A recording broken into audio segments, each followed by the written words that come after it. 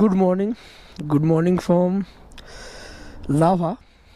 আর এখন আছি হোটেল তারামাতে। কাল রাত্রে আমরা এসে এখানে নাইট স্টে করেছিলাম।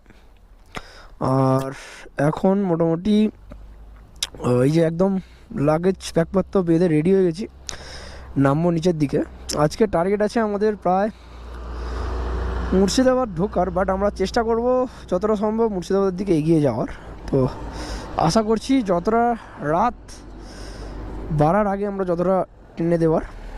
চলো, এটা তো ভিডিওটা প্রায় বাড়ি ফেরারই পালা, মানে বাড়ি ফেরার ভিডিও। ট্রিপ কমপ্লিট করে একদম ফিরছি।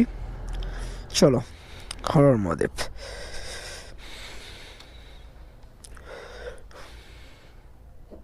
বেরিয়ে পড়লাম, এখন একদম আছি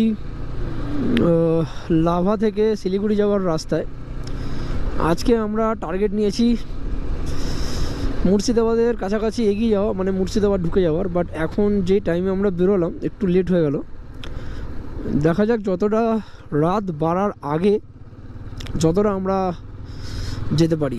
আর ভাই লাভার এই দৃশ্যটা দেখো, মানে পুরোটাই কিন্তু পাইন ফরেস্ট, একদম মানে পুরো পাইন ফরেস্ট। ওইসব দূরে যা দেখা যাচ্ছে সব পাইন ফরেস্ট। আর লাভার এই রাস্তাতে আমি প্রথমবারই এলাম, বাট আমার কিন্তু বেশ ভালো লাগছে। আর নেক্সট যদি কোনো ট্রিপ পরবর্তীকালে অবশ্যই লাভার দিকে করার ইচ্ছা আছে দেখে, কারণ লাভাতে অনেক ভালো ভালো ঘোরার বা ট্যুরিস্ট স্পট আছে। তো যাই হোক, আপডেট তোমরা পেতে থাকবে, ব্লগ তোমরা দেখতে থাকবে। চলো বাড়ির দিকেই রওনা দেওয়া যাক।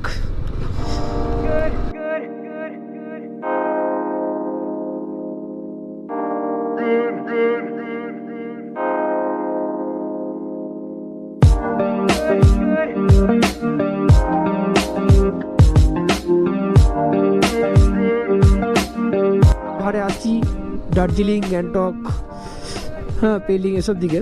কাঞ্চনজঙ্ঘা তো অবশ্যই আমরা দেখতে পাবো। বাট তোমরা যারা এই লাভা আসছো বা লোলেগাঁও আসছো, তারা কিন্তু লাভা যে মনেস্ট্রি আছে, সেই মনেস্ট্রি থেকেও কিন্তু ওয়েদার ক্লিয়ার থাকলে, মানে আকাশ যদি ক্লিয়ার থাকে, তোমরা কিন্তু এখান থেকেও কাঞ্চনজঙ্ঘা দেখতে পাবে। মানে কাঞ্চনজঙ্ঘার যে পিক, সেই পিক কিন্তু তোমরা এখান থেকেও দেখতে পাবে। তো এটা শুনে আমার বেশ ইন্টারেস্টিংই লাগলো।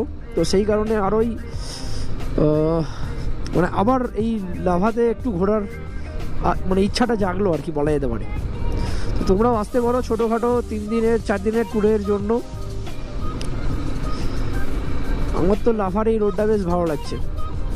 আর আমরা শিলিগুড়ি যে যাব, এই রোডটা কিন্তু টোটালটাই বলা যেতে পারে ফরেস্ট এরিয়া। আর এখান থেকে লাভা সিটিটা বা লাভা ভিলেজটা কি সুন্দর লাগছে দেখো, এখান থেকে জাস্ট মানে অসাধারণ লাগছে।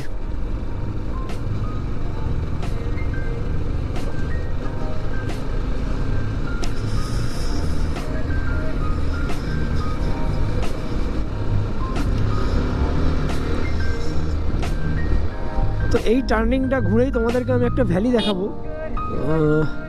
যেই ভ্যালিটা কিন্তু আমাদের হোমস্টে থেকে দেখা যাচ্ছিলো। একদম দেখো, এই হচ্ছে ভ্যালি। এই ভ্যালিটা কিন্তু আমাদের হোমস্টে থেকে দেখা যাচ্ছিলো, মানে লাভা হোমস্টে থেকে। খুবই সুন্দর, মানে অনেকটাই দূর কিন্তু ভ্যালিটা, বাট ওপর থেকে যেন দেখে মনে হচ্ছিলো খুবই কাছে। তো ভ্যালিটা কিন্তু এখান থেকে দেখতে খুব ভালোই লাগছে।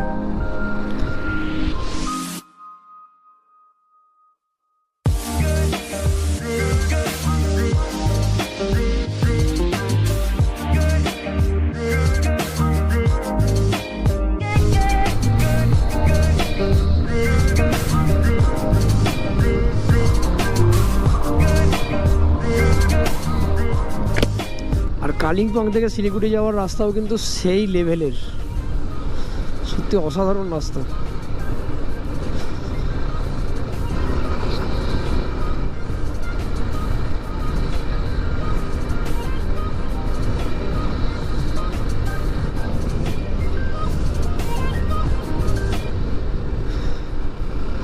তো ওল্ড বাবা মন্দিরে গিয়ে তোমাদের ভিডিওর মধ্যে দেখালাম একটু ছোট্ট অক্সিজেন প্রবলেম হয়ে যাওয়ার কারণে আমরা, মানে ওই দিদি বাচ্চাকে নিয়ে নেমে আছে, যার কারণে আমার বলা উচিত হবে না, মানে আমাদের আর এই ট্রিপটা কমপ্লিট হলো না, মানে ট্রিপের সাইট সিনটা কমপ্লিট হলো না। যেটা হচ্ছে নাথুলা আর ওদিকের নিউ বাবা মন্দিরটা ওই সাইডে পড়ে যাচ্ছে, গ্যাংটকের সাইডে, যেহেতু আমরা রুংলির সাইডে ছিলাম, মানে নাতাং ভ্যালির সাইডে। তো নাথুলা পাসটা তো মানে কী আর বলবো, ইনকমপ্লিট হয়েই রইল।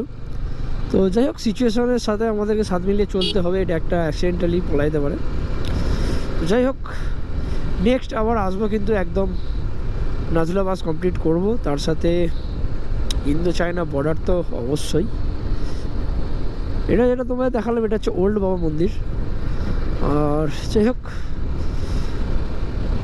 এর আর একটা আমি যখন 2022-এ, সরি 22 না, হ্যাঁ 22ই হবে, 22-এর মে মাস করে আমি ভিজিট করেছিলাম হচ্ছে গুরুদংমার ফ্যামিলি নিয়ে। বাট তখন একটা আমি কমিটমেন্ট করেছিলাম যে গুরুদংমারের পরের বার এলে তো বাইক নিয়ে আসবো নিজের। তো এরপরে টার্গেট আছে আমার বাইক নিয়ে গুরুদংমারটা আসার। তো দেখা যাক সময় আর সিচুয়েশান কখন কি আমাকে সাথে চলায়। আর যারা পাহাড় প্রেমী, বাইক নিয়ে যারা ঘুরতে ভালোবাসে, তাদের কাছে তো সব কিছুই সম্ভব পাহাড়ে আসাটা। চলো, আপাতত বাড়ি ফেরার পথে।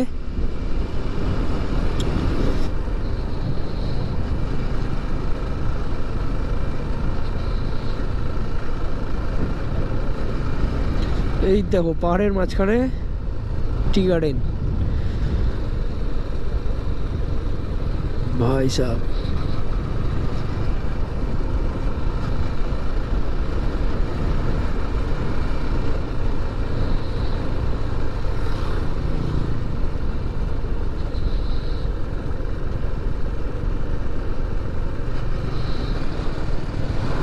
তো পাহাড় থেকে প্রায় নেমে গেছি আমরা, একদম প্লেন ল্যান্ডে এবার এসে গেছি, মানে এন্ট্রি হয়ে গেছি প্লেন ল্যান্ডে বলা যেতে পারে, শিলিগুড়ির পথে। আর এই হচ্ছে শিলিগুড়ি যাওয়ার আগের, মানে জাস্ট কালিম্পং থেকে বেরিয়ে শিলিগুড়ি যাওয়ার আগের যে চেকপোস্ট, একদম এই হচ্ছে ফরেস্ট এরিয়া, ঠিক আছে, একদম দুধারে বলা যাবে না, এই দিকটা জাস্ট টি গার্ডেন, আর এই হচ্ছে রোড।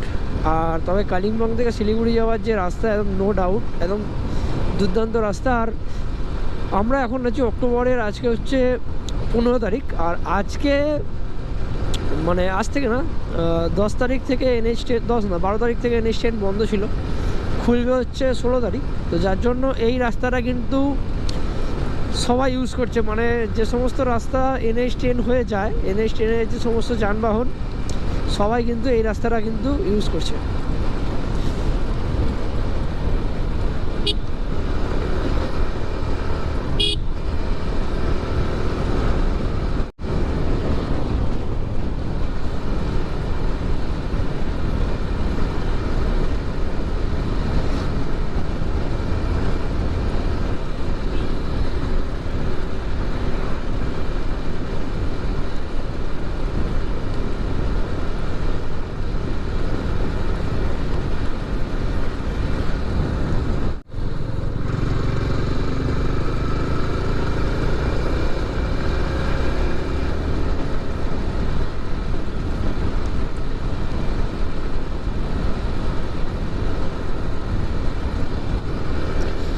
ওরে ভাই, এই ভিউটা কিন্তু সেই লাগছে, একদম পাহাড়ের রেঞ্জের সাথে একদম। আর এই রাস্তাটায় চালিয়ে কিন্তু ভাই মজা এসে যাচ্ছে।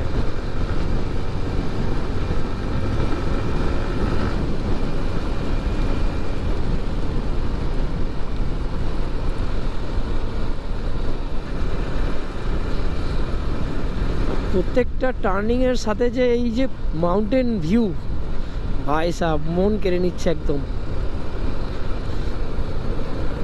আমরা প্রায় শিলিগুড়ি থেকে, মানে শিলিগুড়ির কিছুটা কাছাকাছি এসে গেছি বলা যেতে পারে। আর NH10 বন্ধ থাকায় কিন্তু সব গাড়ি এই সাইড দিয়ে কিন্তু পাস হচ্ছে।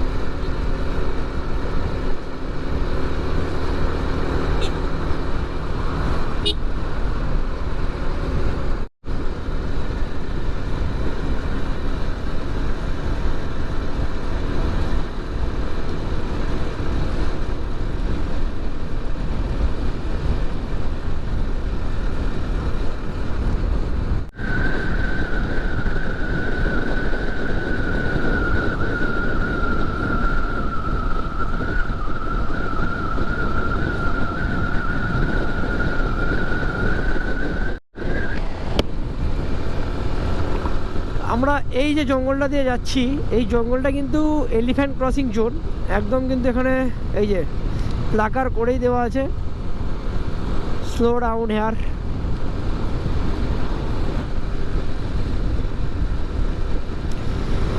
শিলিগুড়ি 33, কালিম্পং 51, গ্যাংটক 97, সেবক 9, তিস্তা ব্যারেজ 37। তো এখন আছে এলেনবাড়ি চা বাগান। পাহাড় থেকে নেমে এসেছি, তবু পাহাড় আমাদের পিছু ছাড়ছে না। দেখো মানে ডান দিক বাঁ দিক সামনে পেছনটাতে দেখাতে পারছি না, আবার লুকিং গ্লাসে লক্ষ্য করছি পাহাড় ঠিক উঁকি মারছেই।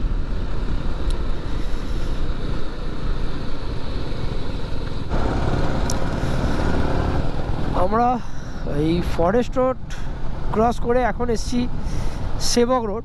আর এই সেবক রোড থেকে সেবক যেতে সময় লাগবে এখন মাত্র 5 মিনিটের মতো। আর পাশ থেকে কিন্তু বয়ে চলেছি, ইতিমধ্যে দেখা মিলেছে তিস্তা নদীর। চল তোমাদেরকে আমি দেখাবো।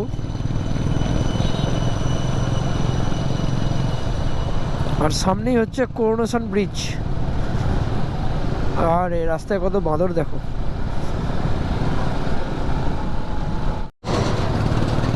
তো এই প্রথমবার ক্রস করতে চলেছি কিন্তু করোনেশন ব্রিজ।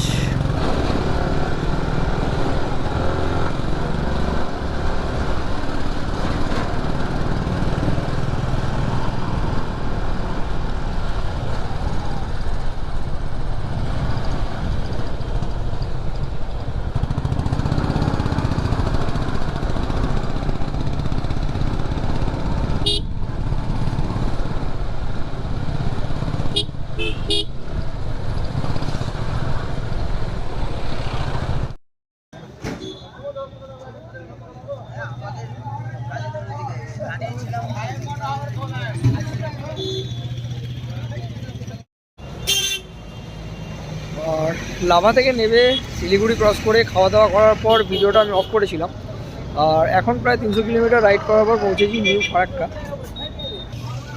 তো আমরা আরেকটু এগিয়ে গিয়ে সেরে নেবো আজকের রাতের ডিনার। আর তারপর পুরো ডিসিশান নেব, মানে একটু ডিসকাস চলছি নিজেদের মধ্যে যে বেরিয়ে বাড়ি চলে যাব না রাস্তায় কোথাও, মানে মাঝখানে কোথাও নাইট স্টে নেবো।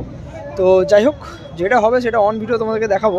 আর এই শিলিগুড়ি থেকে মানে এই ফারাক্কা আসার যে ডিস্টেন্সটা সেটা তোমাদেরকে আর অন ক্যামেরায় দেখালাম না, মানে ক্যামেরা অফ করে দিয়েছিলাম। প্রায় ট্রেনে আমরা অনেকটাই চলে এসেছি, প্রায় 300 কিলোমিটারেরও বেশি কভারেজ করে নিয়েছি।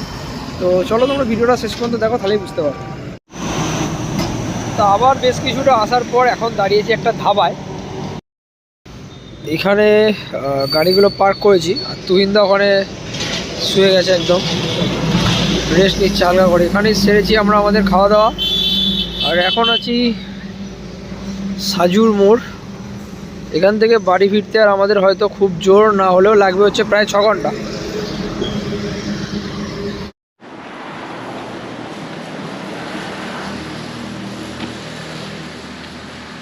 তো ঘড়িতে এখন সময় 1টা 7 রাত্রিবেলা।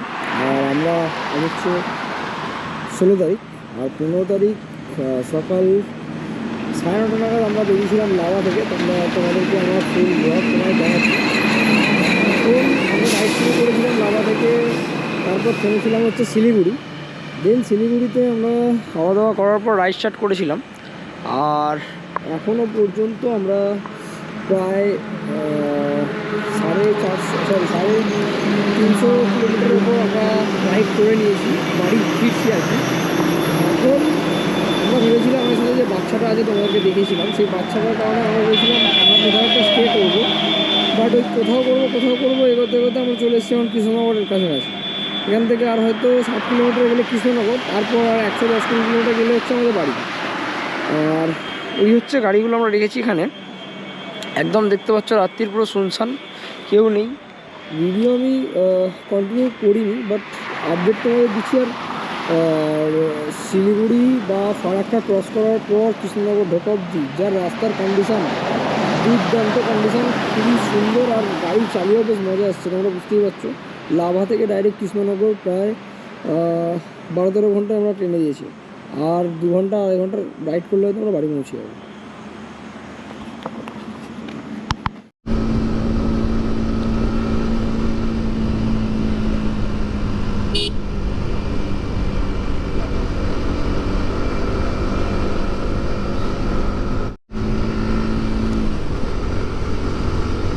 তো সত্যি কথা বলতে একদম এই রোড কন্ডিশন নিয়ে কোনো কথা হবে না। আর রাতের বেলা সবথেকে বড় কথা চালিয়ে মজা আসছে, বিকজ লোকালিটির যে গ্যাঞ্জাম সেটা তো কমই, আর লরি ছাড়া তো কিছুই নেই। বাট রাস্তার কন্ডিশন আর লাইটেরও তো মানে ইলেকট্রিক ব্যবস্থাও বেশ ভালোই আছে রাস্তাতে, আর খুব সুন্দর পরিষ্কার পরিচ্ছন্ন রাস্তা। তবে হ্যাঁ, কৃষ্ণনগর ঢোকার মুখে রাস্তাটা একটু খারাপ ছিল, একটু খারাপ, জাস্ট সামান্য।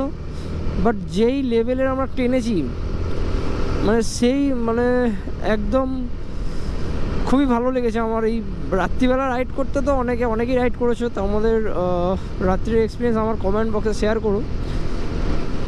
তো এখন প্রায় কৃষ্ণনগর ঢুকবো, আর হয়তো 20-25 কিলোমিটার গেলেই আমরা কৃষ্ণনগর এন্ট্রি করে যাব।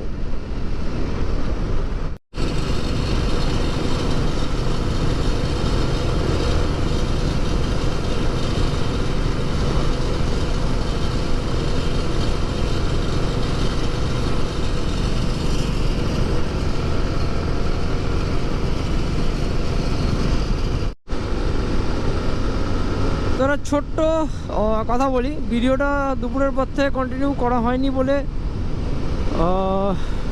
সরি কন্টিনিউ বলা ভুল, আমি ওই সেবক রোডটা ছেড়ে এসে যে ফরেস্টটা আছে, আমি তো সেবক রোডে ক্যামেরাটা অফ করে দিই, কারণ ক্যামেরা ব্যাটারিটা চেঞ্জ হয়ে যায়, আর নিচে এসে পাল্টাবো করা আর পাল্টানো হয়নি।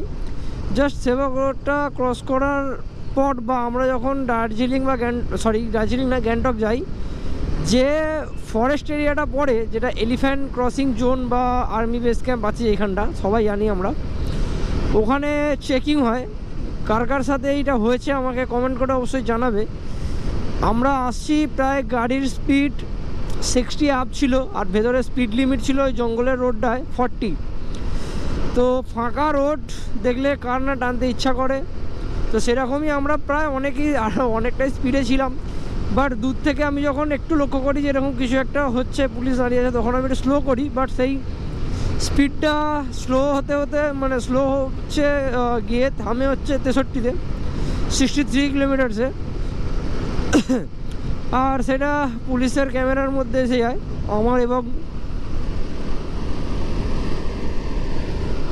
আমার এবং তুহিনদার দুজনের গাড়ি দাঁড় করিয়ে স্পিড লিমিটের একটা কেস মারলো ছোট্ট করে, দুজনকে 1000 টাকা করে। ওদেরকে একদম বলে দিই, যারা একটু ওইদিকে আসবে তারা কিন্তু একটু সাবধানে দেখে নেবে আগে। তো কি বলবো, ঘুরতে এসে 1000 টাকা ফাইনই চলে গেল।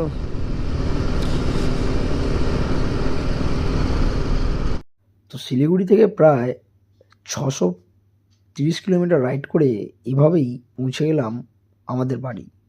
আর আমার এই সিকিম পর্ব তোমাদের কেমন লাগলো অবশ্যই জানাবে।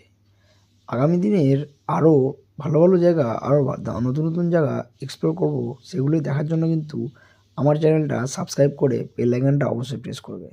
দেখা হচ্ছে পরবর্তী কোনো ডেস্টিনেশানে।